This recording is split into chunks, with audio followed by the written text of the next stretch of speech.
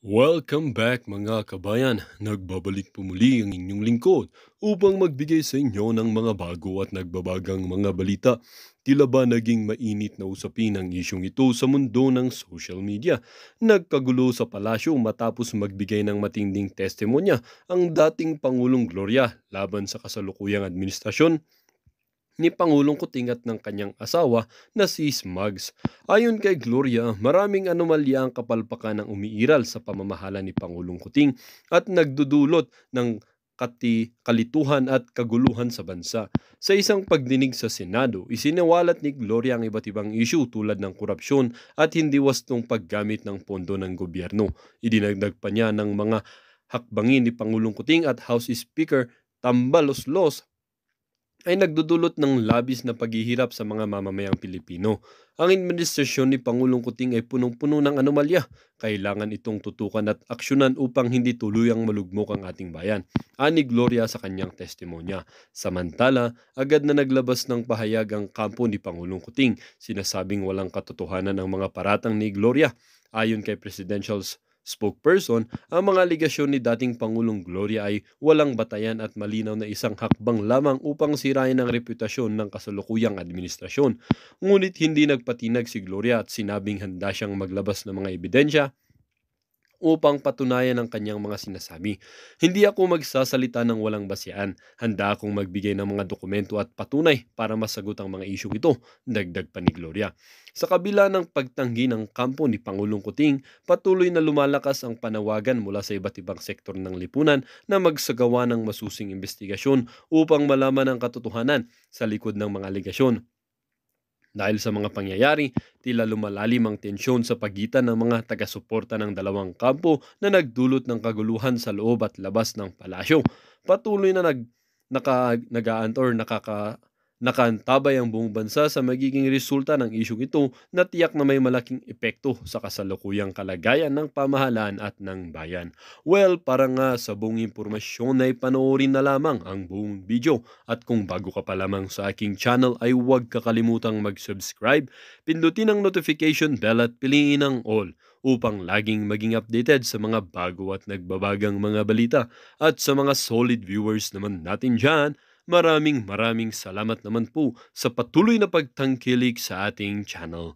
Tuloy-tuloy lang po ang laban para sa katotohanan at para na rin sa kinabukasan ng ating pinakamamahal na bansang Pilipinas. Political leaders sa ating bansa tungkol sa pag-resign ni BP Sara as DepEd Secretary. Okay, ito. Unahin natin ang dating Pangulong Gloria Macapagal Arroyo. Nagbigay na siya ng short na pahayag lang, kailang malaman. Mula nung nadimok si PGMA na senior House Speaker, senior Deputy House Speaker, naging tahimik na siya. Ngayon na lang ulit nagsalita. Alam naman natin, very close itong dalawa. Nang dahil sa pagdimok ni Speaker Romualdez kay PGMA, kaya yon sa galit ni BP Sara, nag-resign siya sa partido, lakas si MD. At the same time, yun naipanganak yung tambaluslos na bansag. Okay, ito ang statement ng dating Pangulo. I understand the Vice President did not give a reason for resigning from the cabinet. Thus, I am not in a position to give a statement. At least, nagsalita. Kaya lang, tikom ang bibig ni BP Sara, walang binanggit na rason whatsoever. Kaya itong si PGMA, wala rin siyang masabi, but at least nagsalita. Ito, wala bang posibilidad na itong dalawa ngayon, sila na ang magtandem na mangulo sa oposisyon? Kasi si PRRD, may edad na. Kaya nga hindi na siya nakapunta sa Maisog Rally sa Angeles, Pampanga. May karamdaman na to a point na mayroong mga nagpakalat ng fake news na pumanaw na daw siya. So, kahapon ba yon, nag-vlog na lang si Senator Bongo, sabi niya na, sabi ni PRRD, buhay pa ako. I'm old, but I'm still alive. Sabi niya. Yung mga nagpapakalat ng fake news na yan, humanda sila, baka mamaya. Kasuhan sila ng, I don't know kung anong pwedeng kailang, wala namang binanggit nga kasuhan. Basta, buhay na buhay si PRRD. Kailang, dahil sa edad, as much as possible, mag-ano na siya sa politika, hindi na masyadong maging frante.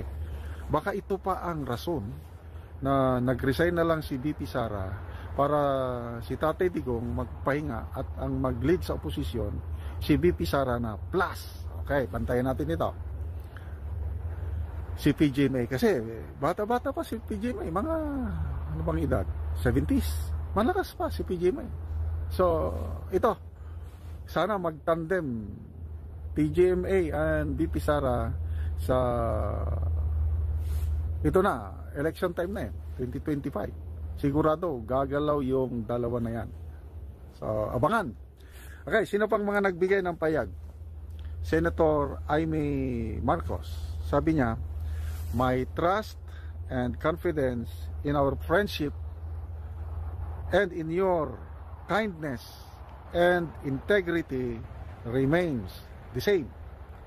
I am with you in every step of the way in this fight for our country. Okay? So malaman din itong sabi ng kanyang BFF. May mga bumabatikos kay Senator Amy na parang salita lang daw, walang masyadong gawa. But then when it comes to her friendship with the Vice President, there's no question about it. Best friend talaga sila. And alam ko hindi pababayaan ni Senator Amy itong si VP Sara. Pala lang, naiipit lang, torn between two lovers si Senator Amy dahil kapatid niya yung nasasangkot. But alam naman niya na dahil sa, alam niyo na, yung mas makapangyarihang tao sa presidente, yun ang nanggugulo. Kaya kawawa, naiipit si Senator Amy. Salamat, Senator Amy, sa iyong unwavering support kay VP Sara. Okay, si Attorney Panelo naman, anong response niya? Nako, maraming natutuwa. Siya natutuwa. DDS, Duterte supporters, tuwan-tuwa. Bakit? Kasi pabulusok na ang popularity o rating ng presidente. Ngayon, kung si VP Sara, member sa cabinet ni PBBM, nadadamay siya. Kaya, bumababa ang rating ni PBBM, bumababa rin si VP Sara. Kasi nasa gobyerno siya. Ngayon, nakumalas na siya, wala na siya sa cabinet. VP na lang siya. Lalo na ngayon na magiging leader siya sa opposition, whatever nakapalpakan ng administrasyong ito, hindi na siya madadamay. So, I agree dito sa pananaw ni Attorney Panelo na wise move ang pag-resign ni VP Sara para hindi maapektuhan sa pagbulusok ng rating ni PBBM. Okay, yung narinig ko kay Attorney Roque, ito palang SWS na survey noong first quarter itong year na ito, itinago nila yung grabing paglagapak ng rating ni PBBM at saka ni Martin Romualdez. Ang approval rating ni PBBM bumagsak 55 na lang. Ang disapproval rating niya is 20%, kaya ang net satisfaction rating ni PBBM napakababa, 35% na lang, which is considered poor. Napakababa na yun. 2 years pa lang siya sa kanyang panunungkulan. Hindi katulad ni PRRD nung panahon niya. Umalis na lang si PRRD, nasa 80% ang kanyang net satisfaction rating. Kaya wala na talaga. Pababa ng pababa, spaghetti pababa ng pababa, lalo na si Speaker Romualdez. Paano? 31% yung kanyang approval, ang disapproval niya is 28%, 3% na lang ang kanyang net satisfaction rating. Malapit ng mag-negative rating si Speaker Martin Romualdez. Okay. Isa pa, itong si Larry Gadon, pumapil na naman. Ano sabi ni Larry Gadon? Ang pagre-resign daw ni VP Sara, kasalanan. Nino? Kasalanan ni PRRD at ang mga hired vloggers. Meron daw binabayaran ng mga vloggers. Na, anong sinasabi? Palagi daw na tinatawag na bangag ang presidente. Of course, si PRRD nagpasimuno niyan. Di, maraming vloggers na ganon na rin ang Kaya, kasalanan daw ng mga hired vloggers at ni PRRD kung bakit nag-resign si VP Sara. Ano bang klaseng pag-iisip nitong Gadon na ito? Anyway, wag na lang natin masyado. Basta, ganon ang statement niya. Okay. Si naman, dating presidential Commissioner Belheka, Anti-Graft Commission, sabi niya, pagre-resign ni VP Sara ay dahil sa tension between Marcos and Duterte. Para hindi siya maipit sa tension, para hindi siya maalanganin sa kanyang pronouncement, mas mabuting nag-resign na lang. At ngayon, wala nang pumipigil sa kanya dahil wala na siya sa administrasyon. Okay? So, yun po ang mga comments ng mga taong nasa politika tungkol sa pagre-resign ng VP. Yung mga maalala natin na mga ginawa o sinabi ni Senator Amy, mag-comment kayo dyan, yung mga memorable na binanggit niya patungkol sa kapatid niya o yung mga pangako niya. I'll try my best na basahin ko. Okay, ngayon, kahapon nga ay tuluyan nang nag-resign si Inday sa NTF-ELCAC at sa Department of Education, mga palangga. So kasabay niyan at talaga namang pinag-usapan ng buong bayan at yung iba, yung kampo ni Lisa na tuwang-tuwa sila. Okay, yung kampo niya. Pero hindi nila alam habang natutuwa sila na wala silang kamuwang-muwang dahil wala naman talaga silang connection dun sa loob ng snake pit.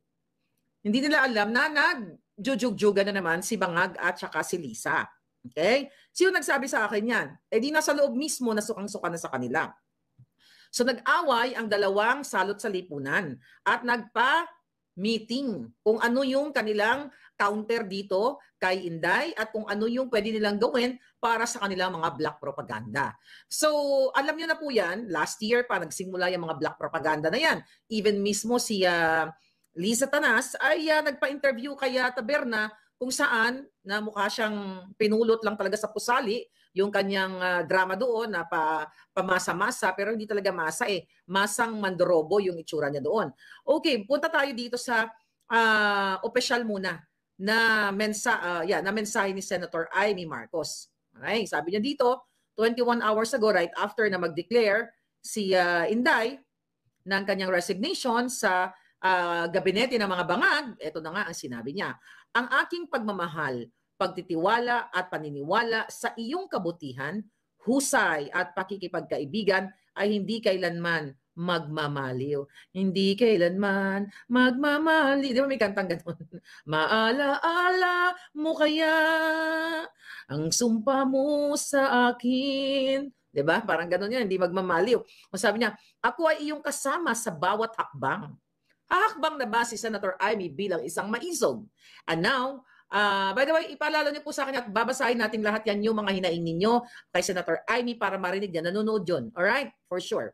Sabi niya, ako ay iyong kasama sa bawat hakbang, bawat araw at bawat laban. Dahil iisa lamang ang nais natin, magwagi at magtagumpay ang mahal nating Pilipinas. Ngayong gabi may bubukelya ako sa inyo. I don't know, baka nabanggit ko sa dami kasi binubuking natin dito mga palangga. Hindi ko na mabilang. Okay? Pero ano yung statement ni Senator Amy?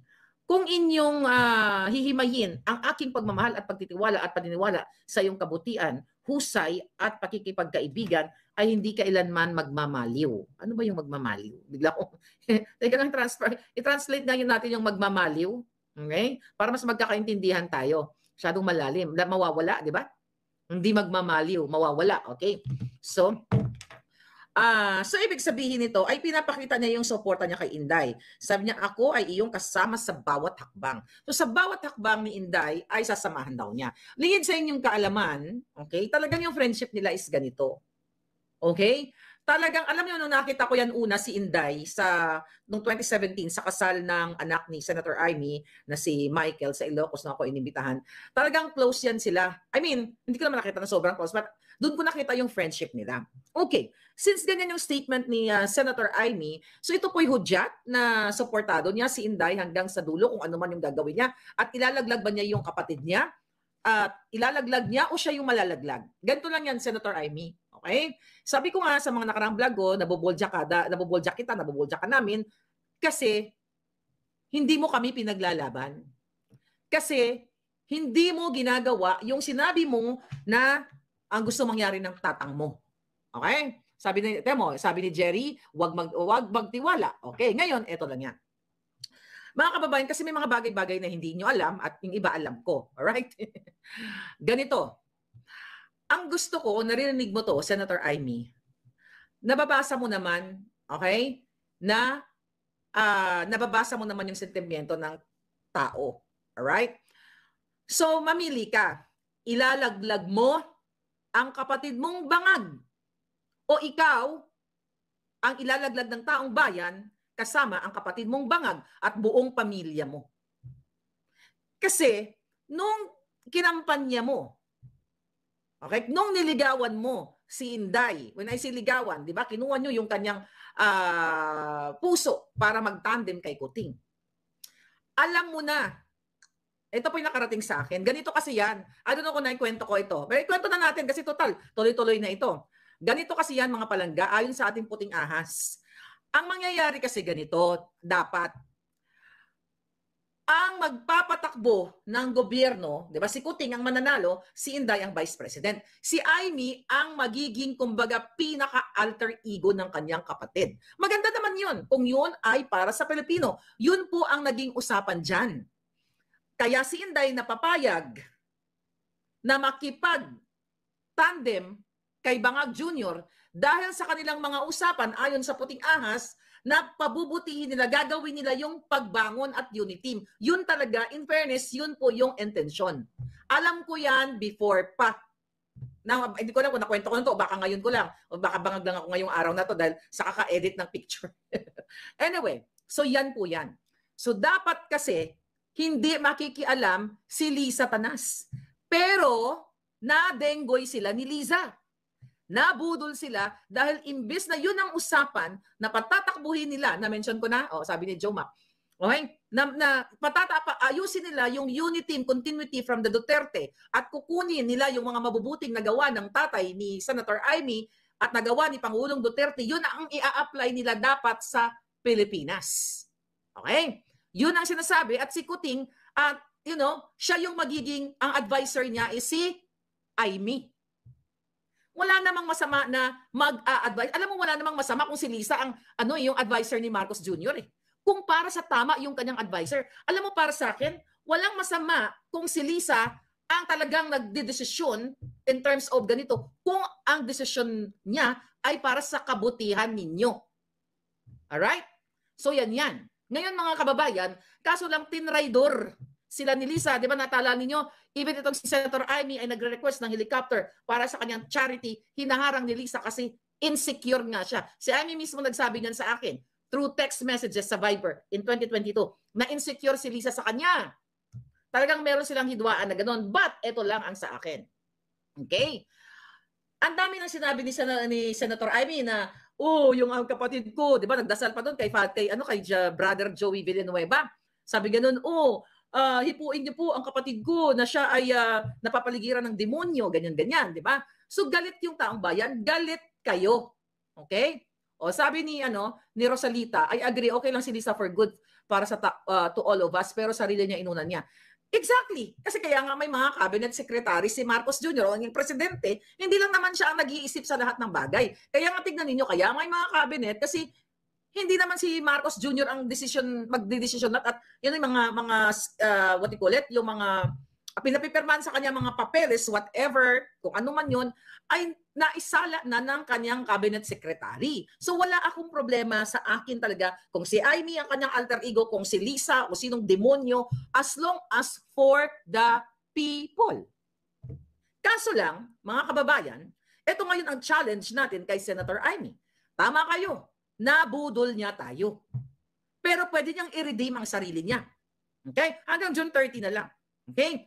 Pwede niyang i-redeem o before June 30 kasi, di ba kayo ay hingi ng hingi. Mahalika, nasa na yung video, ganyan. Actually, alam ni Senator Amy kung kanino yun o kung sino-sino may hawak nun. Pwede ko sabihin yun sa inyo pero hindi ngayon. May sumisit-sit, parang tsitsaritan. Alright? So mga kababayan, eto yan. Okay? Kaya Senator Amy, kung naririnig kung totoo itong sinasabi mo, mamili ka. Ilalaglag mo ang adik mong kapatid o kasama ka sa paglaglag, kasama ang taong bayan na ibabalusok namin kayo sa Kumunoy. You have to redeem yourself kasi ang issue ngayon hindi na ito tungkol sa inyong vested interest. If you love your people, na sinasabi mo, nagkakagulo na sa South China Sea. Nagkakasakitan na. At the moment na umiglap ang kaguluhan, buburahin tayo sa mapa. Kung hahayaan mo, Senator Amy, na tikisin dahil sa dugo na nanalaitay sa'yo, dahil kapatid mo, over sa 100-something million Filipinos. Sabi ko nga sa inyo mga kababayan, di ba? Let's talk about timeline. Kasi we all know that they're waiting for June 30th, maka 2 years si Inday. Okay, fine. Pagbigyan natin. Number 1, ang laki ng kasalanan ni Senator Amy sa bayan nang pinatakbo niya si Marcos Jr. na ito ay addictus benedictus. Ulitin ko, Senator Amy, harapan, alam mo na lumuhod ka kay Pangulong Duterte, maraming nakakita noon, nung ikaw ay nakiusap na wag nang isama si Kuting sa narco list kasi baka pwede mong kausapin na magbagong buhay. Pero hindi, nagkamali ka, nabudol din si Pangulong Duterte. Simula nung lumalaki si Marcos Jr., alam mo na addict siya. At alam mo din, alam ng mga kamag-anak mo, na galit din ngayon sa kay Marcos Jr. Kaya, alam naman natin, lahat tayo ngayon buisit sa pangalang Marcos, di ba? Pero in fairness, may mga Marcos na galit din. Okay? Sa father's side ni Bangag Jr. dahil sa ginagawa niya, for your information. So ngayon, Senator Amy, alam mo na si Marcos Jr., ang kapatid mo, ay walang kwentang anak. Di ba nakalagay nga yan sa diary ni Marcos Sr. na ang pinaka-problema niya, pinost ni Sandra ng Maisog, Canada, ng Vancouver. Nakita ko yun na ang pinaka-worry nila, yung kanyang anak na si Bangag na addict, na lazy. I think yun. Comment ka nga dyan. Diyan ka. Ano eksaktong comment dyan? So anyway, alam mo, Senator Amy, na nung tagumatayon ang tatay mo, tagumatayon, nasa deathbed siya, dying na siya, hinagilap niyo pa si Marcos Jr. kasi para siyang kangkarot na pakalat-kalat dahil addictus benedictus nasa barkada, bangag na bangag, at last few minutes ng bago bawian ng tatay, ang iyong ama, ang iyong ama, doon lang siya dumating. Hinanap niyo pa. Hindi mo pwede pa sinungalingan yan. Okay? At alam mo na rin na ang mga Romualdez, galit na galit ang tatay mo sa pamilya ni Martin Romualdez, hindi nga yan siya makapasok sa bahay nyo sa Makiki, Hawaii. Tama? Dahil ang mga Romualdez ang sinisisi ng tatay mo kadahilanan ng pagbagsak niya. At ngayon, sinong sisisihin ninyo? Di sarili ninyo. Dahil ang kapatid mong bangag at walang backbone na tinotolerate mo. Well, dito nga nagtatapos ang bidyong ito. Kayo naman po ang aking tatanungin mga kabayan. Ano naman po ang inyong mga reaksyon sa balitang ito? Ang ating comment section ay bukas para sa inyong mga samot-saming reaksyon at komento. Lagi niyo pong tatandaan na bilang isang mamamayan ng bansang Pilipinas at bilang isang butante at bilang isang matapat na mamamayan na nagbabayad ng buwis dito sa bansang ito ay kailangan din natin magsalita at mag-react. Huwag kakalimutan, do not let your thoughts left unspoken. As citizen of this country, your thoughts matters. Muli po, kung bago ka pa lamang sa aking channel, huwag kakalimutang mag-subscribe at pindutin ang notification bell upang laging maging updated sa mga bago at nagbabagang mga balita. Huwag din kakalimutang mag-iwan ng like at i-share ang bidyong ito upang ang inyong pamilya, kaibigan at kakilala ay maging aware din sila sa kung anong nangyayari sa ating pinakamamahal na bansang Pilipinas.